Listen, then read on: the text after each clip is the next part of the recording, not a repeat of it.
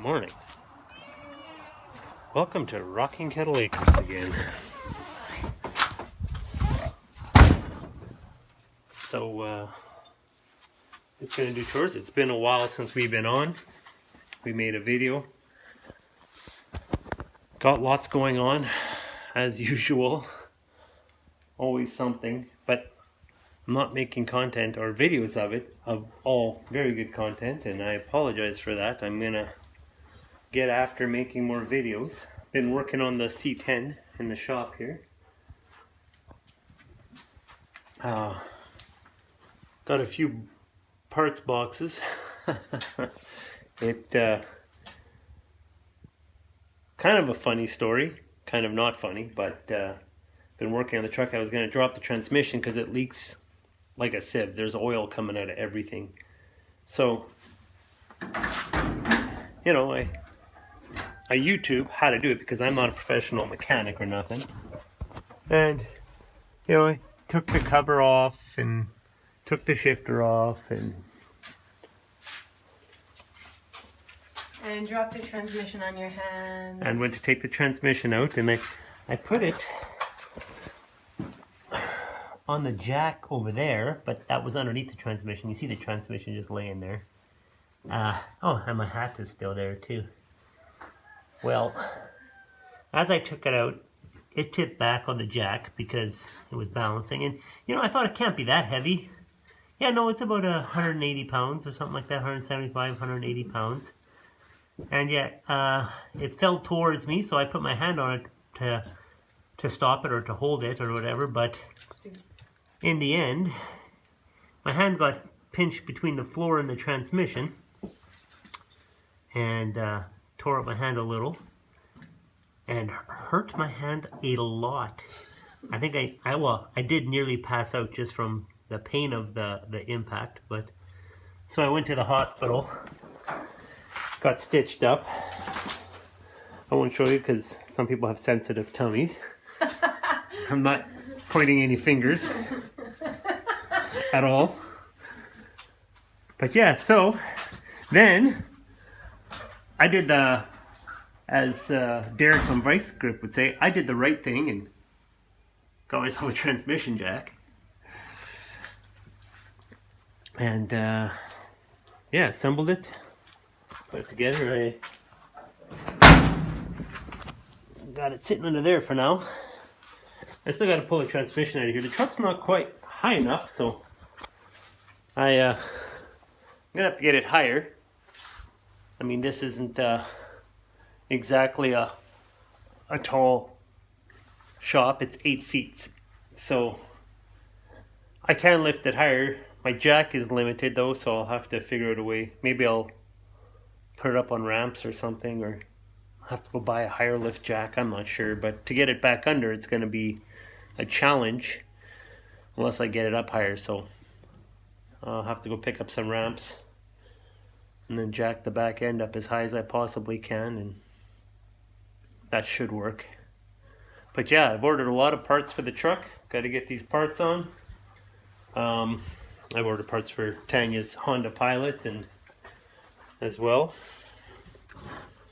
I got a transmission mount. My transmission was bouncing, like whenever I took it for test drives, the shifter was bouncing like crazy, and it would actually pop it out of gear sometimes at a second, or third, whatever you want to call it. Some people call it third, some people call it second. I got the Muncie SM465 transmission, so it apparently has a problem with second or third, whatever you want to call it, because it's got the low range, first gear, second gear, third gear. So really it's a 3-speed with a low range, and some people call it a 4-speed. I've heard it called the Farmer 4 as well. Anyways, long story short, it would pop out of gear because there's no the rear mount for the transmission wasn't ever there. This was originally a 3 on the tree truck. Someone converted it, and yeah, so I'm gonna have to build a transmission mount for it. I bought the mount. I just got to build the bar, which shouldn't be hard to fab up. And it's funny, I had this old welding helmet, and I kept telling Tanya, I need a new helmet, because this auto helmet, which is old and kind of a piece of crap, I kept seeing white dots whenever I was welding because it didn't click on quite fast enough. So I went on Amazon and I found this Yes welder, and I just tried it out a little bit, and holy smokes, does it work good. I feel like I'm working with a $400 welding helmet, and I think it was $100.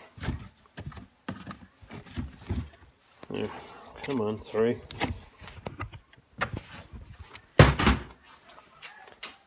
I think it was a $100 welding helmet, Pro 2.0 Yes welder, whatever. I mean, it wasn't expensive, but it's got the large viewing area. It's got 4 sensors with him. It actually came with a spare battery too, so that's fantastic.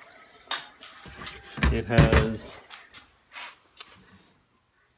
your adjustments there, your shade.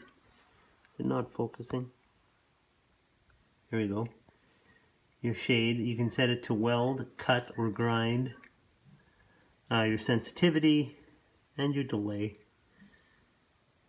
So I crank my sensitivity. I want that thing not flashing. I want to keep my eyes for a while, I think. But yeah, so I got that. Seems to work good. It's really old dusty. Actually, when I took the protectors off, then somehow got some stuff in between the lenses. I'll have to clean that. But yeah, I had cut this tailgate in half. I need to get myself a MIG welder, but right now I'm using an arc welder, which isn't the greatest for sheet metal. So I got a lot of ugliness going on here, and I'm not proud of it by any means, but it is what it is. So I split it down the middle because this was like, it was bowed bad, like it was so round that now it's straight. I put a piece of 1-inch tubing in here. I think it was 1-inch 100 tubing, and I bought some other tubing for the bottom, but then I changed my mind because of drainage. I didn't want tubing outside, from inside to outside. So then I put a piece of angle iron in there. I welded it to the inside panel. I don't know if you can see the weld marks down there. And this is where the factory spot rivets were holding it together. I welded some plate onto this piece, and then I got to somehow pinch them together yet and get them welded back together, because there's a gap about a 3/8 gap between the panels, and they're supposed to be welded together. But all that metal is stretched from being curved for so long. I guess the whole thing was curved. I beat it with a hammer to try to get it ish straight, and it's got cracks and tears and whatever. I mean, yeah, I could buy a new tailgate, but I figured just get this one functional. For now, it's going to be used as a farm truck. It doesn't have to be pretty, it just has to be functional. It has to pass the Manitoba safety, which I think we probably have some of the strictest safety laws in the world here in Manitoba. They are kind of ridiculous, actually, to some point, but I get it. They don't want unsafe vehicles rolling around. Yeah, I've got to order a new box floor for it yet. Or I have one out back that has that was originally a wooden bed. So I have to order strips and stuff. But I got to clean it out and see if that one's worth keeping, because if the cross members are all rotted on that one too, then I got to order new cross members, then move that one over, try to paint match it a little bit. And I'm hoping not to get into paint anytime soon. I would rather, I'm going to have to obviously put some paint on the rockers, because I'm replacing the rockers. I'm replacing the floor the inner rocker and the floor, so it's a patch panel, but like this, that goes from end to end. And then I'm also replacing the outer rocker, the cab corner. You can see ground, the floor through there. So when you're driving and it's raining, like, yeah, you get gravel up through there when you're driving down the gravel roads and stuff. It's kind of interesting. I took the dash out. I have a short somewhere, a ground, something is shorting out somewhere, because I get a shock every time I get out of this vehicle. And when I turn my lights on, my indicators, like my blinker indicators or turn signal indicators, light up. When I turn my turn signal on, they both flash. It's not just the one that's going. So yeah, I'm not sure why.